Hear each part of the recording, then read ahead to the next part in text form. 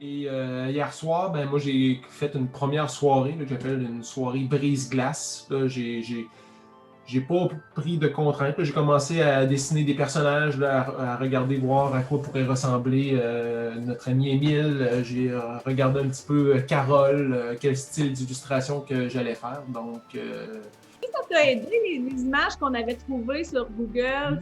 oui. Surtout pour Émile, là, avec, vous allez sûrement les voir passer, là, mes premiers croquis que j'ai faits. Ben, déjà là, Émile, ben, je l'ai.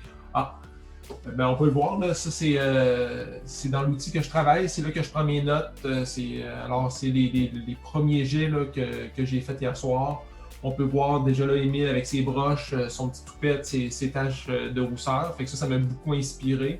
On peut voir là, Carole, justement, là, avec ses fleurs dans les cheveux, ses grosses lèvres, là, avec ses lunettes rondes. Là, c'est sûr que c'est un personnage qui est très caricaturé là, dans les images que vous avez trouvées. Fait que c'est le fun de travailler à partir de ça. Parce que quand on fait de la création de personnages, il faut aller avec des choses qui sont justement très caricaturées ou des formes très définies, comme Carole, ben là, on y va peut-être avec un peu plus une forme en triangle pour son visage, donc avec ses cheveux là, qui sont peut-être un petit peu plus plats en hauteur, qui descend un petit peu en triangle vers son menton, avec ses grosses lunettes rondes, ses grosses lèvres. Regardez ça, les personnages là, que François a fait, là, regardez, on le voit c'est des croquis, hein, on s'entend. Oui, c'est des croquis. Là. C'est vraiment une soirée brise-glace. Il n'y a rien d'autre propre. De crayon derrière là, qui travaille, il fait ses petits mouvements, après ça, il redessine par-dessus. Regardez ici. Fait que c'est ça des croquis. Quand je vous avais dit qu'on travaille en croquis, puis que les illustrateurs nous envoient leurs croquis, puis fait que c'est comme ça qu'on travaille. Puis fait que vous voyez exactement ce que je fais quand je fais des livres avec d'autres illustrateurs. C'est comme ça que ça fonctionne. Là, regardez, on voit même François a mis qu'est-ce que ça pourrait avoir l'air dans une page de livre. Fait que c'est vraiment chouette. Y en a-t-il qui ont des commentaires à dire à François sur ce genre de type de personnage-là d'illustration? C'est comme trop beau.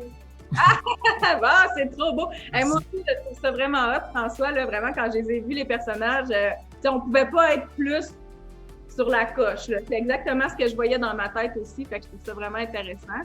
Ouais, ben c'est ça, parce qu'au début, j'avais commencé à dessiner Carole. Je n'ai comme fait, on peut en voir trois. Là. Une qui a l'air un peu plus zinzin ici. Là. C'était vraiment mes premières esquisses que j'ai faites. Puis je trouvais que j'avais pas encore la bonne ligne graphique. Fait que là, je me suis dit, OK, je vais changer de personnage. Fait que là, je suis plus allé vers Émile. Donc, c'est pour ça qu'il y a plusieurs Émile. Donc, puis là, ensuite, le prochain défi, ben, ça va être de faire aussi Rémi. Puis ça va être de trouver un élément différenciateur de Rémi, donc pour qu'on puisse les reconnaître les deux très facilement. Exact. Ils se ressemblent quand même malgré le fait. Il y en a qui a des broches, fait que c'est sûr, mais il ne peut pas toujours avoir la bouche grande ouverte non plus. Fait que c'est ça, dans le fond, ce qu'il fait, François, c'est qu'il fait plusieurs essais d'un même personnage jusqu'à temps qu'il fasse comme « Ah oui, c'est ça-là, je l'ai trouvé, c'est comme ça. » Exactement, puis être capable de dessiner tous les personnages dans le même style un peu pour qu'il y ait une cohésion dans toutes les illustrations qu'on va faire. Faut pas qu'il y en ait un qui soit très carré, puis l'autre plutôt rond, puis qu'on ait un style qui est pareil. Exactement. Il y a des mains levées dans la classe à Dani. Et n'hésitez pas à bouger, hein, parce que comme vous êtes petit dans mon écran, là, des fois, je ne vous vois pas. Dans la classe à Dani, il y a des mains levées. Annabelle? C'est d'autres personnages comme le professeur ou la mère d'Émile, tu vas-veux-tu les faire? Je ne crois pas. Tout va dépendre des scènes qu'on va décider d'illustrer. Si on voit pas le professeur dans les dessins que je dois faire, j'essaierai pas de trouver un personnage ou de dessiner un personnage pour le professeur, car ça demande quand même du temps d'esquisser puis de trouver la bonne façon d'illustrer les personnages. Dans le fond, gang, nous, ce qu'on va faire, c'est pas un roman graphique. Ça veut dire que c'est pas un roman dans lequel il y a 50% d'images, 50% de texte. C'est un roman dans lequel on va venir mettre quelques inserts d'illustrations intéressantes. Fait qu'il faut vraiment choisir des scènes clés, donc des scènes importantes qu'on trouve Fait que, pour presque l'introduction, ça va être à peu près une image. Le développement, à peu près 2-3 images. Fait que, Fait qu'on peut pas, on va rester dans les scènes qui sont très, très importantes. Donc, souvent, ces scènes-là sont des scènes où il n'y a pas les personnages secondaires de l'histoire. Fait que c'est pour ça. Mais si, mettons, on faisait un album jeunesse entièrement illustré, bien là, évidemment, François, il faudrait qu'il ait développé tous les personnages. Mais comme là, nous, c'est pas un roman entièrement illustré, on n'a pas besoin d'aller dans tous les personnages.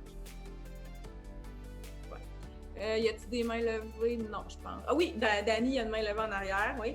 Comment? Comme tu t'avais dit que tu n'allais pas dessiner le professeur, OK? Mais genre, au début du livre, où il doit piger entre Rémi et Léa, admettons, on pourrait juste voir le bras du professeur montrer, tenir le pot ou Oui. genre, parler.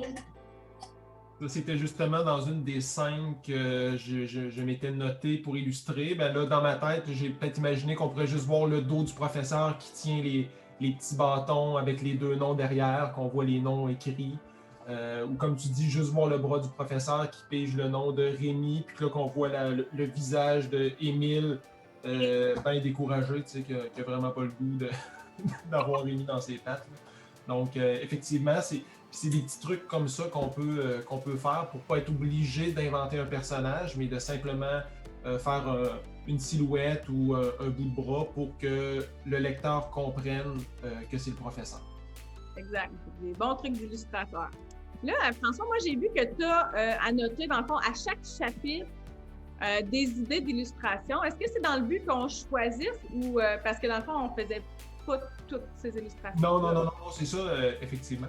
Mais ça, c'est un petit peu un travail pour moi. On peut partir de ça pour regarder.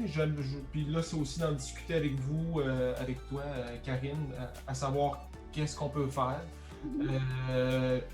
Il y a un autre, juste à droite, là, j'ai un tableau qui s'appelle Doodle. Tu sais, du Doodle, c'est des petits dessins. Je me disais aussi, ça peut être intéressant parce qu'à l'intérieur du livre, on va avoir 5 illustrations qui vont représenter des scènes clés. Sinon, si on voudrait avoir plus de dessins pour agrémenter le roman, c'est donc ce que j'appelle faire des doodles. C'est des dessins qui sont un petit peu moins complexes, qui ont moins de mise en scène. Mais c'est des dessins qui représentent des éléments. Dans le fond, parce que là, on a parlé avec Sébastien et on a établi qu'il y aurait 6 images complètes en tout, donc dont une qui va être aussi l'image de la page couverture. Fait que c'est sûr, gang, commencez à y penser. Hein? Qu'est-ce que vous pensez qu'on devrait voir sur le dessus du livre? Parce que c'est vraiment très, très important. Fait que c'est ça qui fait si notre livre a l'air attirant ou non. Fait que donc, François, toi, tu me dis, je ferais 6 grands dessins, puis je ferais peut-être des petits dessins. Oui, c'est ça. Parfait. Exactement. Si je suis capable, c'est parce que si on a du temps également, là, si le temps le permet, j'aimerais ça dessiner un skateboard, dessiner un quartier d'orange, puis juste parsemer le livre de quelques petites illustrations.